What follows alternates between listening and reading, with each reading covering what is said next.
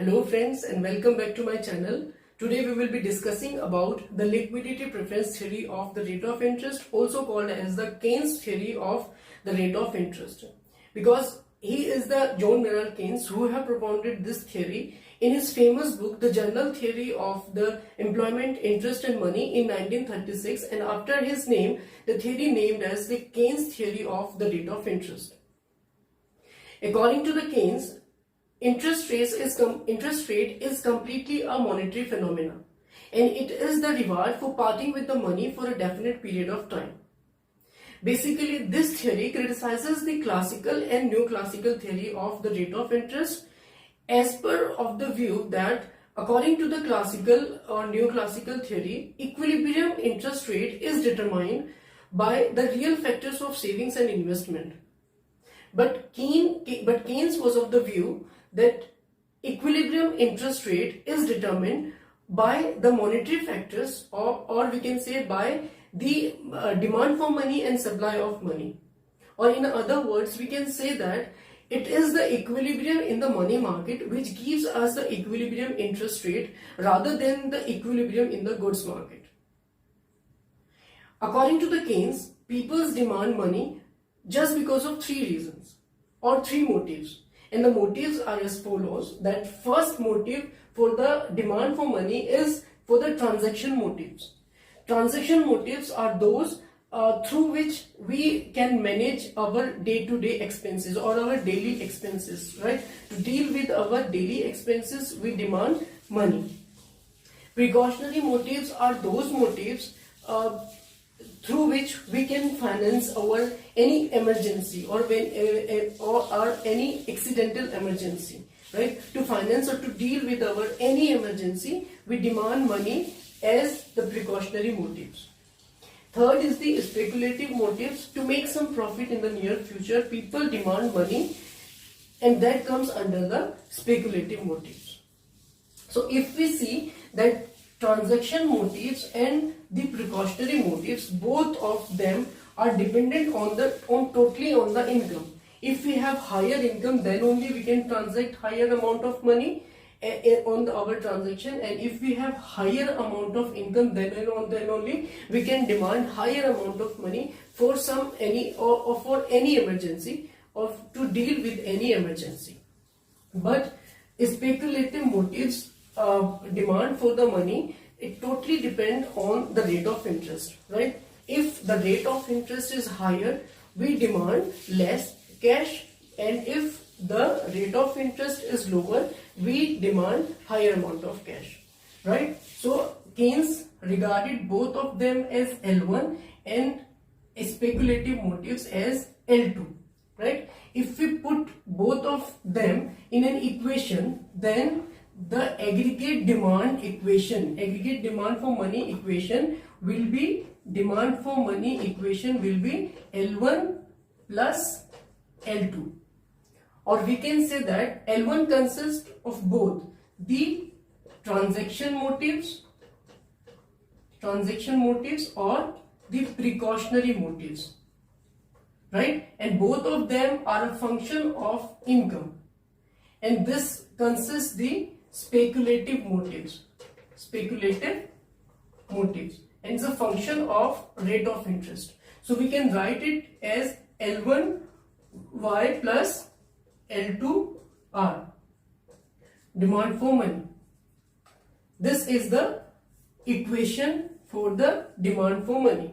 If we plot the graph for both of them, for the L1 and L2, because L1 is totally dependent on our income, that means if here we measure income and here we measure our transaction motives and precautionary motives, then the transaction L1 curve will be like this, right? Because with the increase in income, our transaction or precautionary motives demand also increases in the same proportion, right? But if we plot the graph with the rate of interest, here we take transaction motives and precautionary motives, then the L1 graph will be will be an inelastic curve parallel to the y-axis, right? Parallel to the y-axis, right?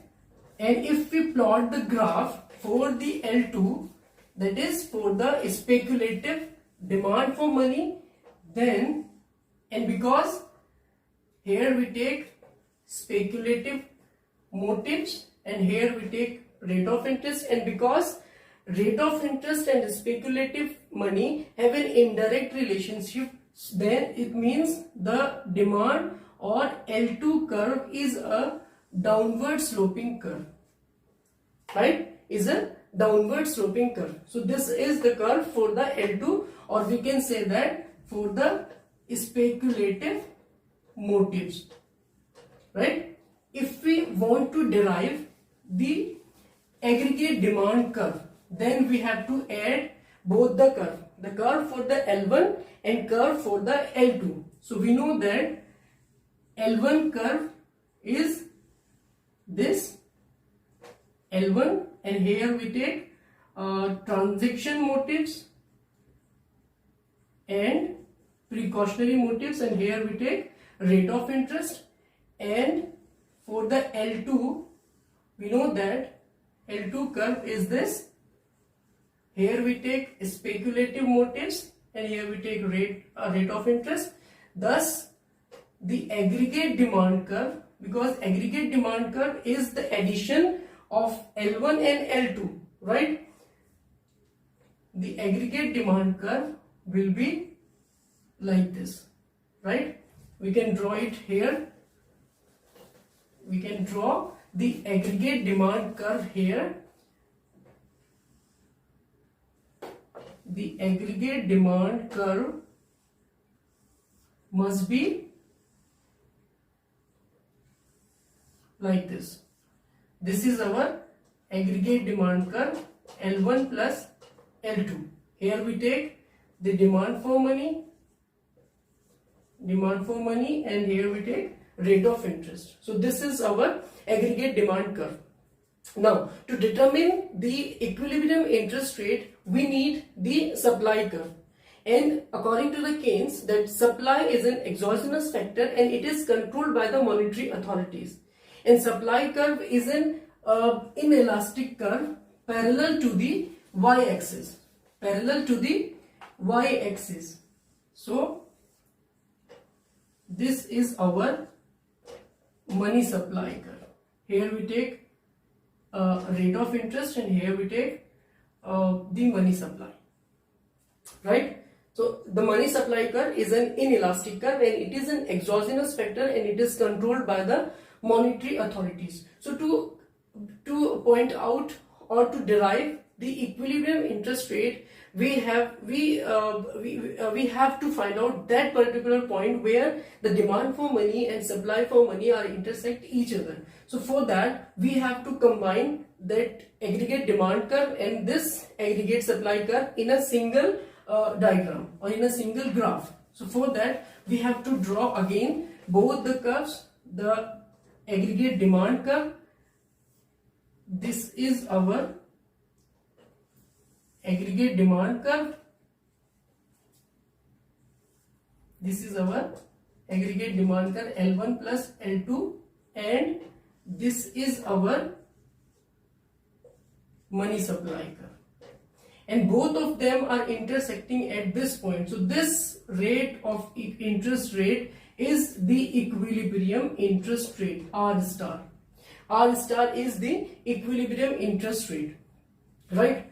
But if we see that if the government or if the monetary authorities wants to increase the rate of interest, they have to reduce the money supply. So that means they have to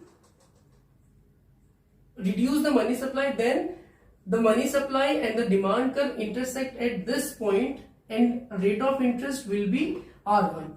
If the monetary authorities wants to reduce the rate of interest, they have to expand the money supply and the money supply curve will be M2, and then the money supply curve and demand curve intersect at this point. So the new equilibrium rate or the reduced equilibrium rate will be R2, right? But there is a point after which there will be no reduction in the rate of interest. After this point, there will be no reduction in the rate of interest, and we can say that after this point, the aggregate demand curve will be perfectly elastic or will be a horizontal line parallel to the x-axis. This means that after the rate of interest are no, peoples do not want any form of money other than the cash, or after this point people's wants to hold only cash. So this part of the demand curve says or depicts the liquidity trap. Liquidity trap means after this point the increase or decrease or the reduction or the expansion in the money supply does not gives us any change in the rate of interest. So this is how the Keynes theory explains the rate of interest. Thank you very much.